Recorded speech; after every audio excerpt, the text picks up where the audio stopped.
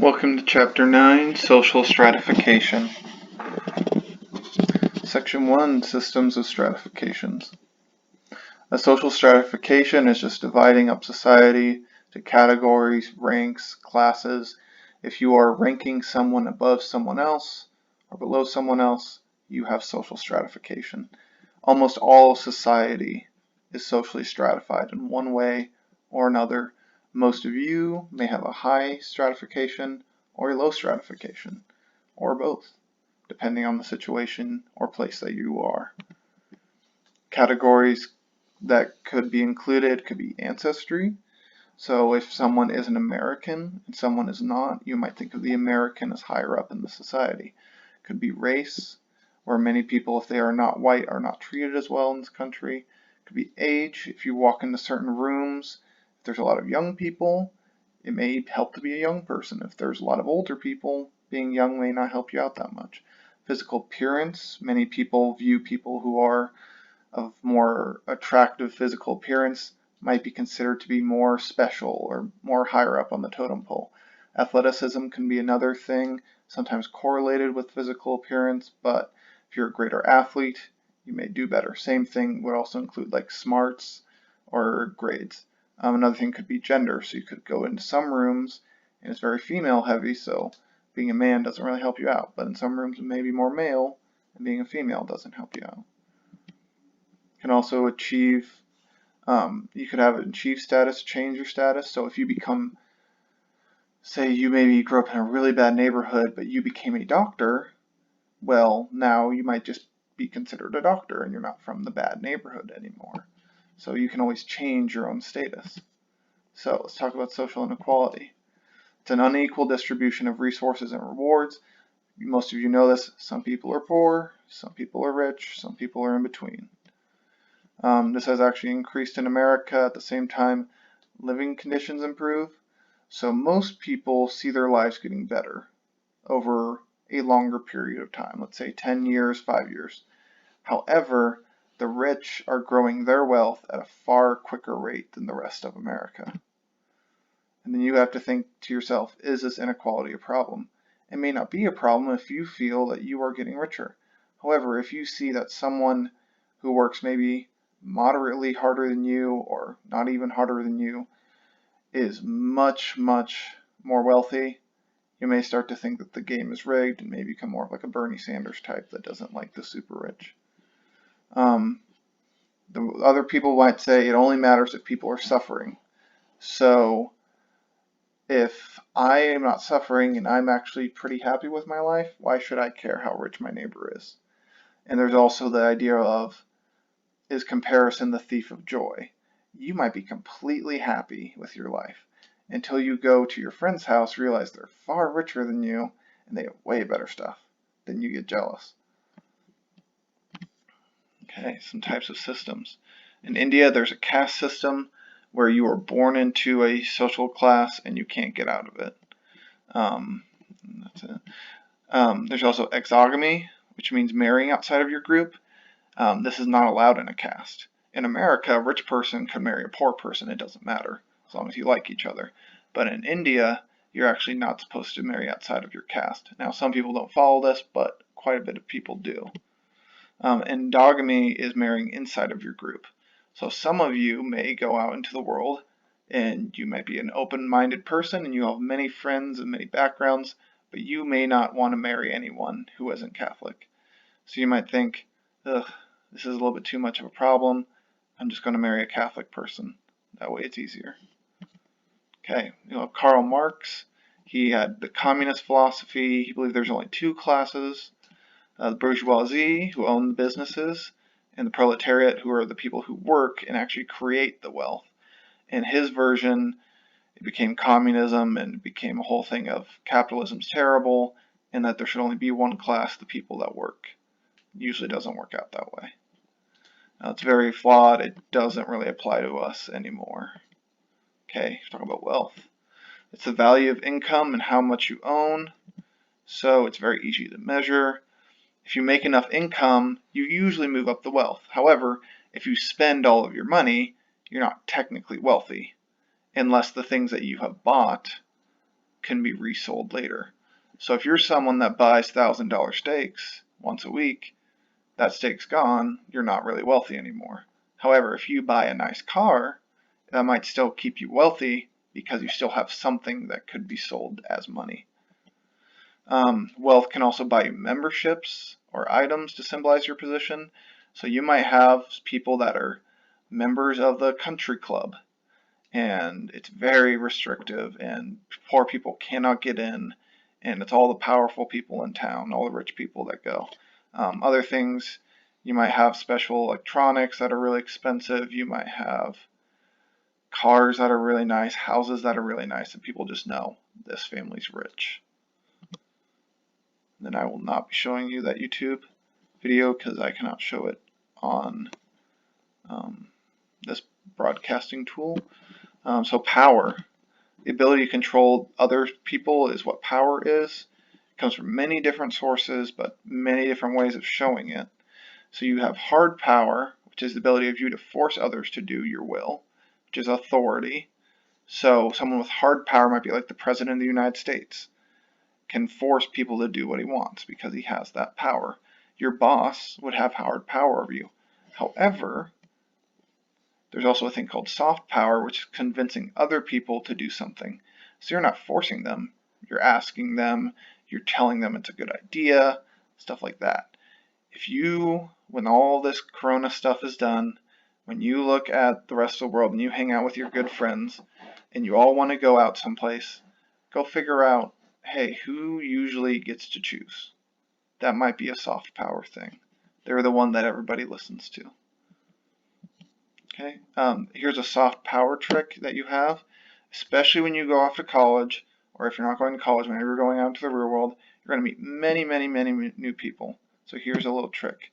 An important way to gain power is to ask one simple question, and that is, what do you want, or what do you want most in this world? If you can find that out from someone else, you can get them to agree and fulfill many of the things that you want to be done. So, for example, if you ask them, hey, what do you want? And they said, I want a lot of money. Well, you might say, hey, you go take my car. It's a really nice car. You can go fix it up and make a lot of money if you resell it. Now, you might just want to sell your car, but you can use their wants and desires to not so much trick them, but get them to do what you want. When you understand people better, you're much better able to convince them to do what you want. So, soft power, it's the more fluffy power. It can be more nice to people. It's very easier with kids and fools. So, you ask a kid what they want. They're very simple creatures. They want something nice. You can easily convince a kid or someone who's not very smart to do what you want. Okay, prestige. Prestige is honor, respect, and recognition. So a job often determines your prestige in American society. A new doctor has more prestige than the child of a doctor. Yes, that's true. So if you are a person that became a doctor, you will have more prestige in this country than someone who just happens to be a kid of a doctor, because you do not inherit that role as a doctor in our society. Okay, socioeconomic status is a combination of wealth, power, and prestige. So, it's an overall ranking of your position in society. So you can think of it like this. I might have a lot of power and prestige, but if I don't have wealth, I can't buy things and force people to do things in certain situations. You can have a lot of wealth and power, but if your prestige goes down to zero and people hate you, it may not matter that you're rich. They may just refuse to sell you something, and it's up to them. If two people have the same job, but one has more social power, they have a higher socioeconomic status. So we might both be bankers, but if I have more social connections, I am stronger than you. If I have friends at the other banks, I can work out certain deals that will make me wealthier in the long run and increase my power in society. So if we look at functionalists, they're always going to look at what is the function. Stratification can give a reason to succeed. Effort can be rewarded and poor achievement punished. So the idea that we create social structures to reward and punish people. So that if you do a great job, if you're smarty pants and you're great with technology, you can make $50,000 to $60,000 straight out of college because you're doing something that not many people can do. If you go through all of med school and you become a surgeon, you're going to make a lot of money because it's something that very few people can do. Not everything works like that, but in many ways, American society rewards you for putting the effort in. Okay? A system like communism, on the opposite side, collapses because they don't have incentives. Why would you be a doctor if you're going to make the same money as a janitor? There's way more time. It's a lot harder to become a doctor. You may not want to work as hard when you realize that it's not going to help you out at all. Okay? Conflict theory. Competition is the reason for this. So in this way, we look at the fighting over social ranking. Human nature, by nature, looks for more. So the bad thing with the human heart is you will never be happy where you are. And that's something you almost have to train yourself to do. If you are someone who's even rich and successful by all measure, you might realize that you don't have any free time. Most of your kids hate you. They're just looking at you like a wallet. You may not be as happy as some people that are not as rich as you. So you're always looking for something. Most human beings are trying to find happiness in one way or another. So to have a higher social standing, however, someone has to be lower than you. In a vacuum, you cannot say, oh, my social standing is high. Well, it's high compared to other people. Social standing is only in comparison to others. So as you rise, others fall. Now, sometimes this is easy. Sometimes the elderly don't have a high social standing because they're not doing as much anymore. So some people might replace them in jobs or whatever. But that's not for everyone.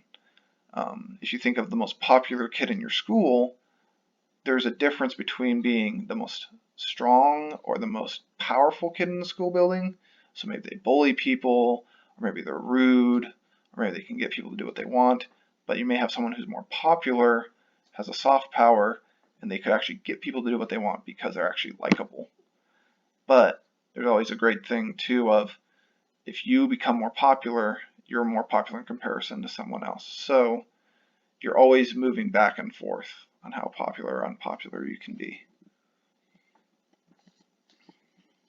The American class system. There are 6 social classes in America. The upper class, the upper middle class. Most of you are not going to be in the upper class. At best, you're probably going to be upper middle class where you're making $100,000 a year. You're making quite a good amount of money. Lower middle class where you are still pretty comfortable, but you're not going too crazy on the wealth. Working class are people that are still comfortable, but something bad happens to their family, they may not be able to afford it. Then you have the working poor. So these are people who are okay, they have food on the table, but let's be honest, they have maybe a couple $1,000s in the bank. And then you have the underclass or the poor. These are people that broken families, they have very tough situations, and they are not doing so well. So if you talk about the upper class, these are the top 1% of society. These are going to be your preppies. These are going to be your super rich people. You could be old money, which means you've been rich for generations. So everybody knows of that one family in town that's been rich for multiple generations. Now maybe they're all doctors, but if you are a doctor or someone who is rich, you're more likely to send your kid to a nice school or college where they will also get a very nice profession. New money is where the first generation is being rich. So you might have a person who's a neurosurgeon, great doctor, and they are incredibly rich. They make over $200,000 a year, but they are considered to be new money because all their money, ergo, is brand new, and sometimes they don't have as much social standing as an old family is money. You'll find different families in America. You'll still have like the Rockefellers are still very rich. You will have like, for example, the Trump family. Trump's dad created a business empire. He was new money.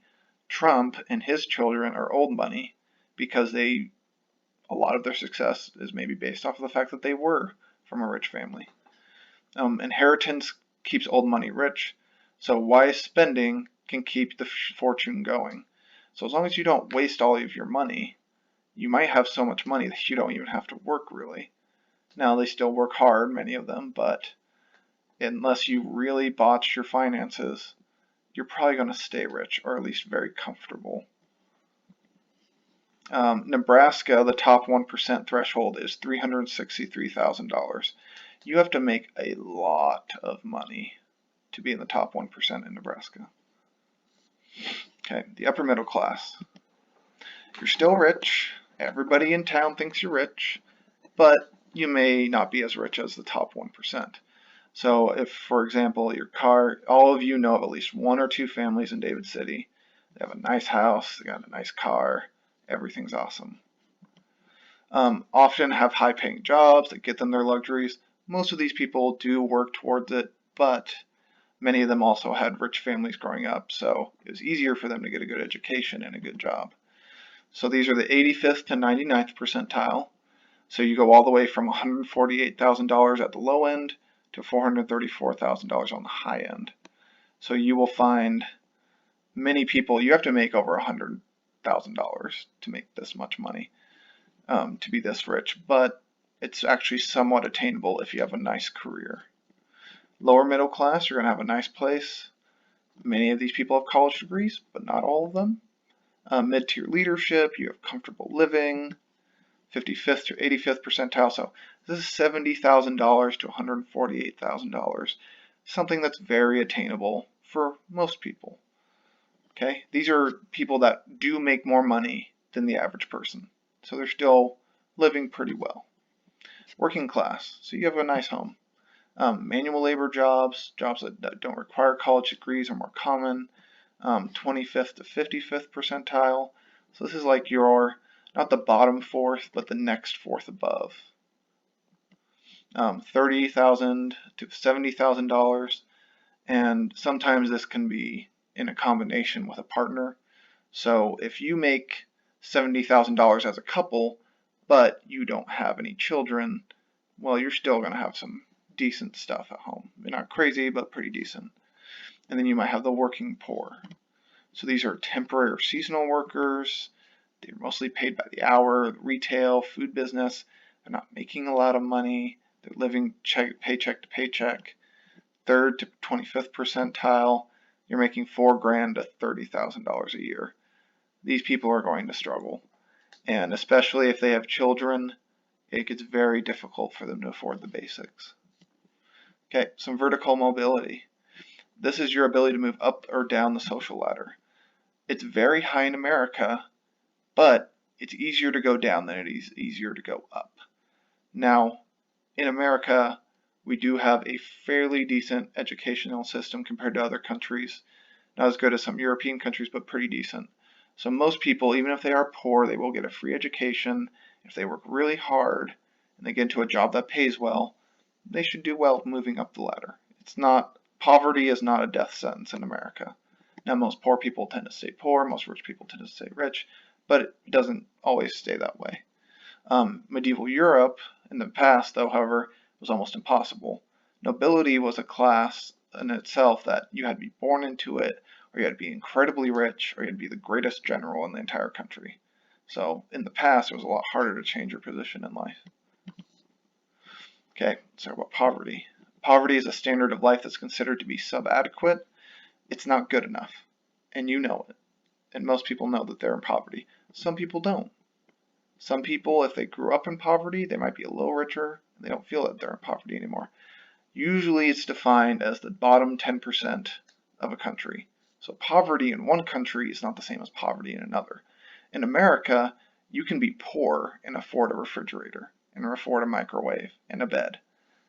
But you could probably have a lot nicer stuff. In some other countries, poverty could be not eating. Poverty is relative. Usually those people have better lives than the past than people who lived in poverty. So if you are in poverty now, it's not nearly as bad as being in poverty in the 1900s, where you didn't have the internet, you didn't have all these nicer things. The poorest person today lives a better life than someone from the 1400s who was rich, because you have plumbing, you have basic health care, you don't die when you're 40. Okay, poverty level. It's that threshold which the government considers to be poverty. So, the government in our country has put it at 1/3 of your income cannot be put on food. So, if you take all your expenses and 1/3 or more of it is based off of food, you're not doing very well. That means that you're spending very little money in comparison to your food budget. So, the poverty level in America is just 1/3 of adequate food consumption. So if you're getting good food, but you make more than 3 times your amount of food consumption, then you're doing okay. So in America, here's the chart. So if you are one person, and then the FPL is the federal poverty line, one person, if you make $12,000, you are at the poverty level. So you'll be okay. Most people, if they are above $12,000 a year, they're not considered to be in poverty. You're not very rich, but you're not considered to be in poverty. So if you move up the pay structure, you'll know how much you need to be poor. So let's say you make middle $30,000, you're not going to be considered poor until you get to 6 or 7 people in your household. And that would be like saying, if you were a single parent and you're making $30,000 a year, you would actually have to have multiple children before you're considered to be in poverty. However, being a single parent with a couple of kids is still very, very difficult. Poverty levels in the United States. The South, especially the Deep South, is very bad for this. Mississippi, I think, is the most poorest nation in the country. And when you actually get to like some of these northeastern states, Minnesota does well, Nebraska actually does fairly well. Those places aren't considered to be in high poverty. Okay. The effects. Life chances. We measure poverty on the ability to have less life chances. A poor person may not be able to be healthy because of their lack of health care. So certain things that you are poor, which makes you unhealthy, which makes you poor because you can't work, makes you unhealthy, and it's a bad, bad cycle. Okay, your life expectancy is how long you are predicted to live. The poor have lower life expectancies because they don't have as many good things in their life. Okay, your behavior. Poverty is sadly linked to higher divorce rates. When you are richer, you don't have as many stresses in your life. Okay, you're more likely to be arrested if you are poor and convicted, and that can also lead into you being poor because if you have convictions, you can't get good jobs. Okay, it's often linked to poor help. You're not going to get help from other people when you're poor. You're more likely to experience abuse of one kind or another. And then lastly, we'll talk about the war on welfare. Since the 1990s, many politicians, usually Republicans, but some Democrats, want to cut welfare payments. They think of people getting free money from the government, and it's the idea that, hey, these people can fend for themselves. America is fairly rich in general. Okay, there's a belief that many welfare recipients contribute very little to our society and are net negative for taxes.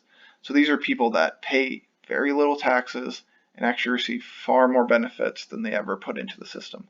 However, if you do not help some of these people out, they will be a complete negative on society, where if you don't give the mom a chance to feed her kids, she may have to steal, and if she steals, she goes to jail, and the kids are put in foster homes, and then there's no taxes going in, and it's only the government paying for their stuff. Okay, some people have requested that people have to work to get their money. Some states have done this because they're tired of people getting free money for having a bunch of kids and never going to work. However, sometimes that doesn't work out very well because the people who can't work are often the people that are on welfare.